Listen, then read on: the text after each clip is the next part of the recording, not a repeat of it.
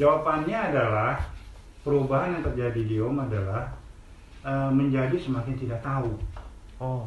Nah, tapi semakin tidak tahu, ya, ketidaktahuan yang berikutnya dibandingkan ketidaktahuan yang sebelumnya itu semakin berbobot.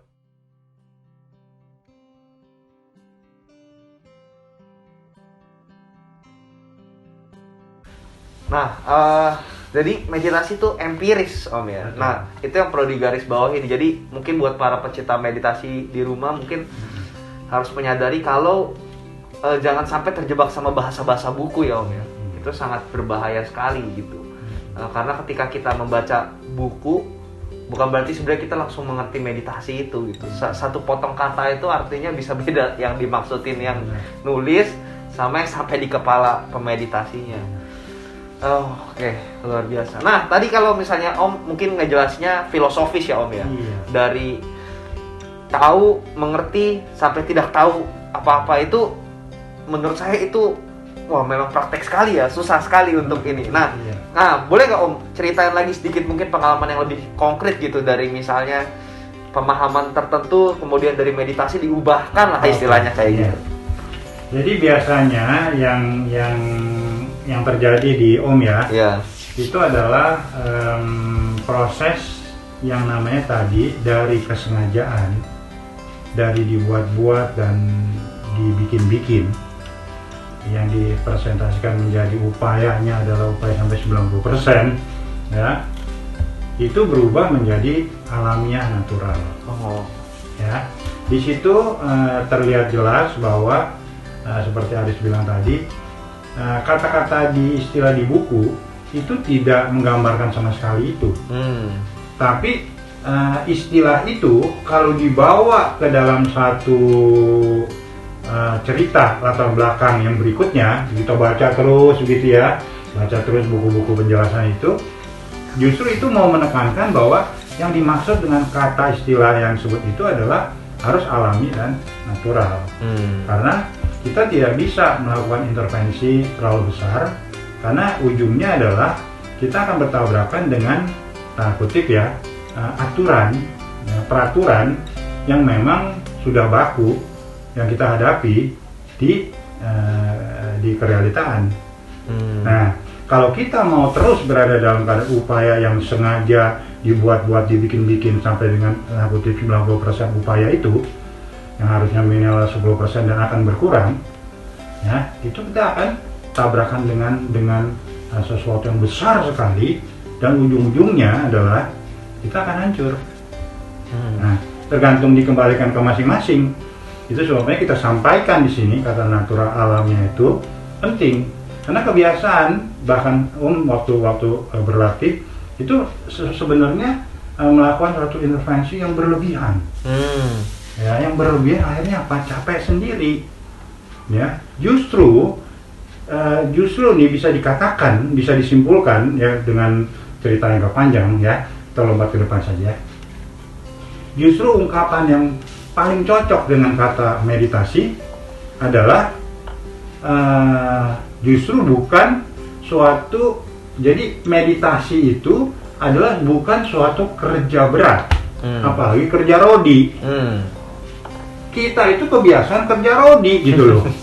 Beranggapan bahwa semakin kita memberikan daya upaya, ya, semakin besar persentasenya, semakin cepat berhasil katanya.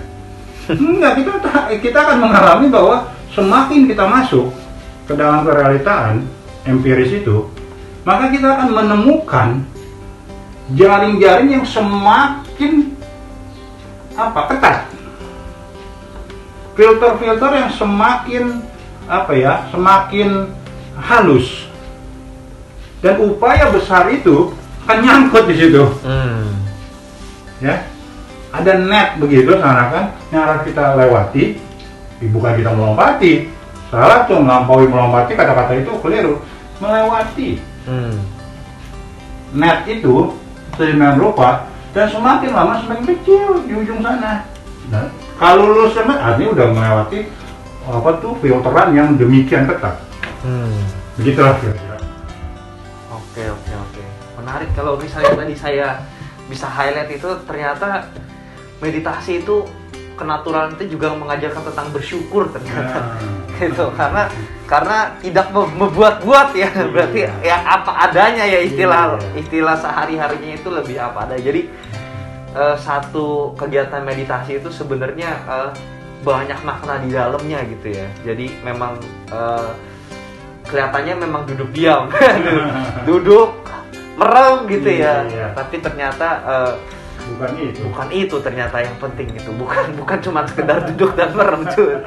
Ternyata harus memperoleh pemahaman, kemudian proses meditasi yang benar, yang natural seperti itu ya. Wah, luar biasa. Mungkin karena mungkin waktunya juga sudah lumayan ini ya Om ya. Mungkin kita untuk hari ini kita bisa sudahi dulu mungkin ya Om ya. Nah mungkin ada pesan buat para pecinta meditasi di rumah nih untuk sesi kali ini. Iya, kepada para pecinta meditasi ya, dan juga tentunya kepada khalayak yang baru mulai mau mengenal apa dan bagaimana meditasi itu ya, berbicaralah kepada yang memang sudah melewati proses-proses kemeditatifan yang cukup ya. Dan harapan saya adalah berani bertanya, karena kebiasaan netizen atau para pecinta meditasi awam itu mendahulukan baca buku daripada bertanya kepada yang telah melewati proses meditasi. Ya, itu saran dan tetap semangat. Oke, terima kasih Om. Nah, tadi kalau saya bisa kutip sedikit tadi, Om mungkin ada berbicara mengenai bahwa di dalam meditasi itu sebenarnya kita memulai dari hal kecil, yaitu objek ya, kemudian kita diajak mengalir. Jadi satu hal yang ada satu poin sebenarnya yang ingin saya highlight di sini yang mungkin sering salah paham ya. Jadi ketika kita memperhatikan satu objek, bukan berarti kita hanya berhenti di objek itu saja, tetapi biarkan itu mengalir seturut kenaturalan dari dalam praktek meditasi kita. Jadi bukan berlandaskan buku, bukan berlandaskan teori A, B, C, D, E, tetapi kita benar-benar belajar langsung praktek di lapangan dengan kenaturalan, dan yang harus dikaitkan dengan kesabaran. Nah, dengan landasan dasar itu muncullah banyak makna-makna yang luar biasa tadi yang sudah dijelaskan itu. Tapi prinsip dasar yang tentu harus dipegang adalah itu tadi, mungkin kalau bahasa filosofinya adalah mengalir ya Om ya.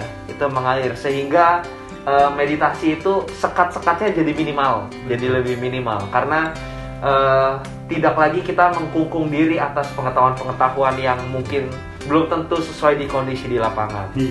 Gitu. Oke Om, mungkin itu aja sih buat hari ini kita ngobrol. Terima kasih banyak udah mau ngobrol-ngobrol. Kita nanti ketemu lagi di sesi selanjutnya. Terima kasih. Terima kasih. Bye.